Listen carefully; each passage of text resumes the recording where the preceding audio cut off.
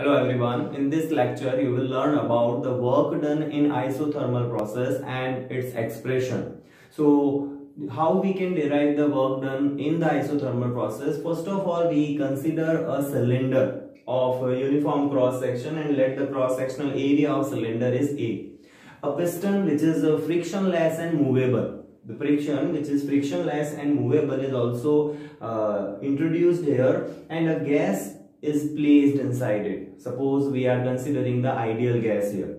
So if we take the walls of this cylinder which are diathermic, diathermic का मतलब होता है कि जो हीट को एक्सचेंज कर सके, that type of wall is called the diathermic wall. So if we take this wall diathermic, then heat can be taken and the temperature will remain constant if the piston is moving upward or downward in very slow manner or slow process, we can say. So in this situation what will happen, the work done in this case will be the isothermal, or this process is called the isothermal. क्योंकि देखो जब हम slowly इस piston को move करेंगे upward या downward, यानी ऊपर की तरफ या डाउनवर्ड डायरेक्शन में, देन व्हाट हैपन कि वो टेम्परेचर जो है वो बैलेंस रहेगा, इक्वल रहेगा. और आइसोथर्मल प्रोसेस का मीनिंग ही ये होता है कि एक ऐसी प्रोसेस जिसमें टेम्परेचर कांस्टेंट रहे, उस प्रोसेस को हम नाम देते हैं द आइसोथर्मल प्रोसेस. सो सबसे पहले हम यहाँ पर वर्क डन का एक्सप्रेशन डिराइव करेंगे कि कैसे हम उसको इंटीग्रेशन ऑफ पी डीवी की फॉर्म में लिखते हैं, and then we write the value of P in terms of V, यानी हम पी को रिप्लेस करेंगे वी की टर्म में using ideal gas equation, and then we derive the expression of this work done. So एक बार इसको introduce कर देते हैं कि considering a piston placed inside a cylinder containing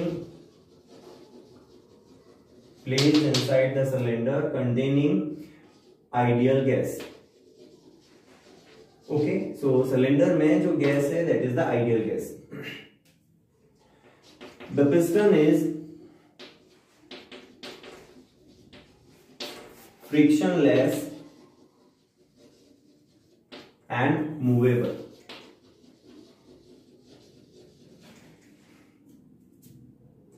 The walls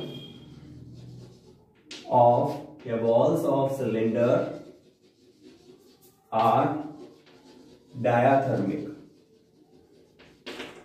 Now, first of all, we will find the work done in a small displacement dx.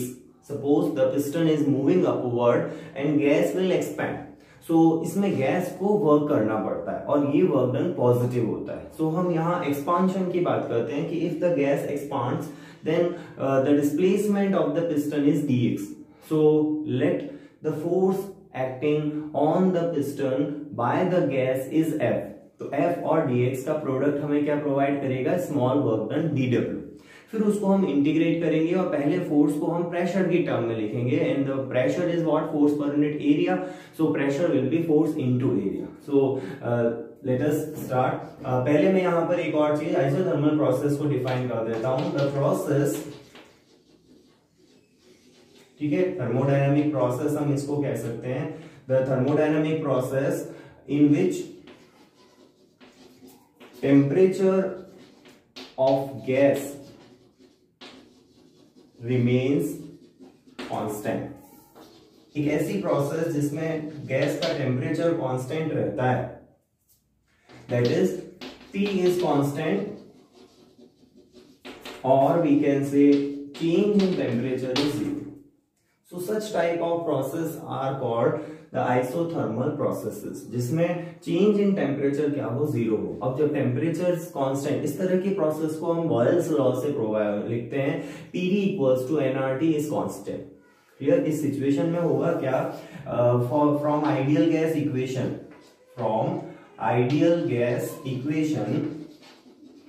अगर हम ideal gas equation की बात करें तो ideal gas equation is what? Pv equals to nRT, and since T is constant, है ना, एक वो n number of mole constant होता है, R गैस कांस्टेंट है और T is also constant, so Pv is also constant. और अगर मुझे यहाँ P लिखना हो तो it will be what? It is nRT upon V.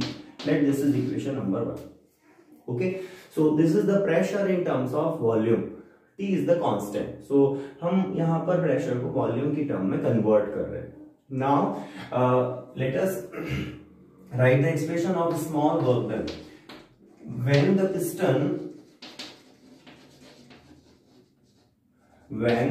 piston moves upward for displacement, this is the V, for displacement dx, the work done will be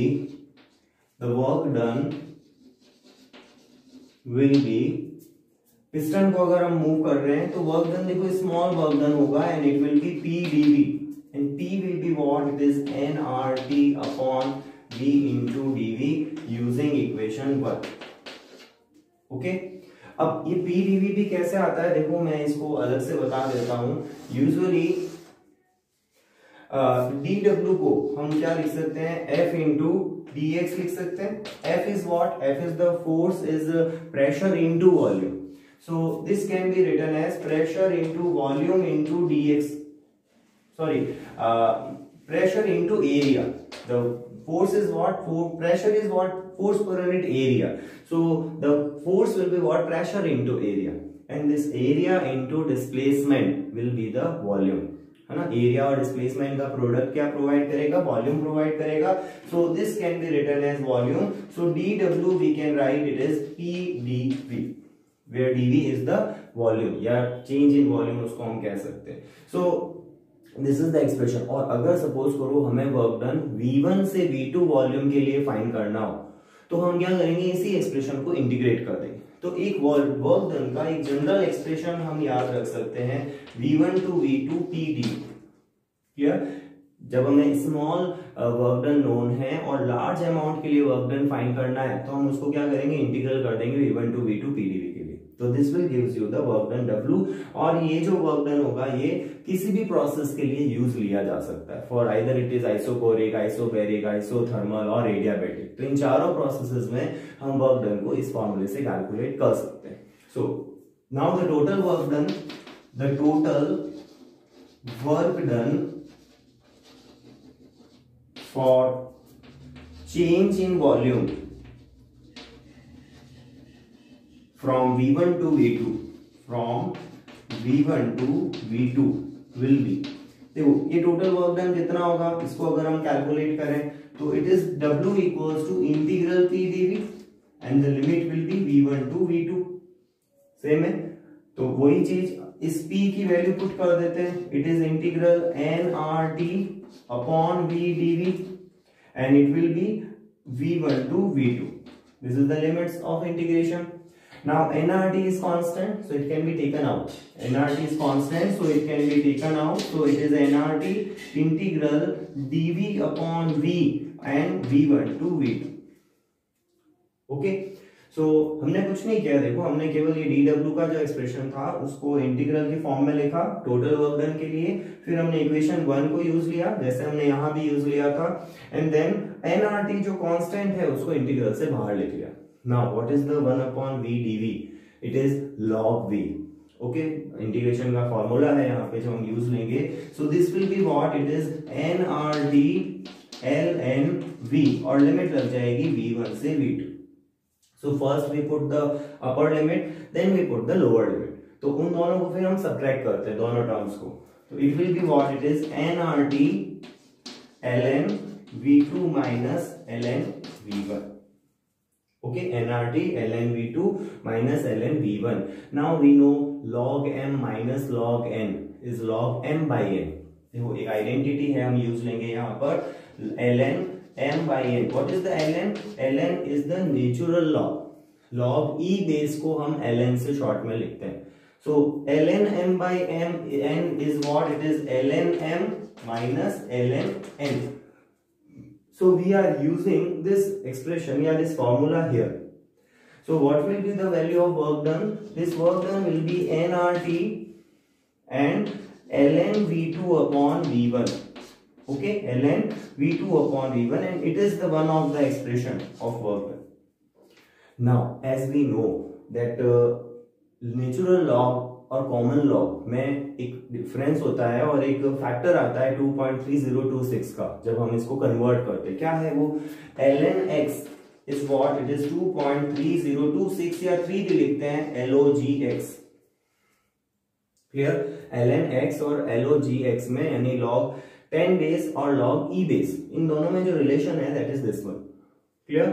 सो ये हमने वैसे मैथमेटिकल टूल्स में डिस्कस कर रखा है. So this expression can also be written as, मैं और करके लिख देता हूं, है ना. This expression can also be written as w equals to 2.303 log v2 minus v1, sorry v2 upon v1. So this is in terms of the common log. This expression is in terms of common log and this expression in terms of natural log. Clear? So this is the expression. अब देखो इसमें भी हम अगर कहें कि अगर expansion हो रहा है गैस का, तो एक्सपांशन होगा तो V2 जो है वो ग्रेटर होगा V1 से. फाइनल वॉल्यूम ज्यादा होगा ना एक्सपांशन में, तो V2 अगर ग्रेटर है V1 से तो उस समय लॉग की वैल्यू पॉजिटिव होगी. N पॉजिटिव है, R पॉजिटिव है, T केल्विन में जो हमेशा पॉजिटिव होता है. Okay, so this log function positive, तो work done in expansion will be positive. इस पॉइंट को मैं यहां लिख लेता हूं, एक बार जल्दी से स्क्रीनशॉट ले लो इसका, ताकि इस पॉइंट को मैं रफ करके यहां पर ये एक्सपांशन और कंप्रेशन की टर्म लिखूंगा.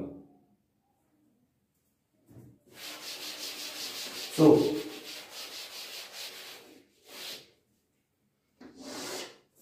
in expansion V2 is greater than V1, so log V2 upon V1 is positive या greater than 0 कह सकते हो. log में जब 1 से बड़ा फैक्टर आता है तो उसकी वैल्यू पॉजिटिव होती है, और log में जब 1 से लेस फैक्टर आता है तो नेगेटिव होती है. log 1 0 होता है, log 0 इनफाइनाइट माइनस इनफाइनाइट होता है.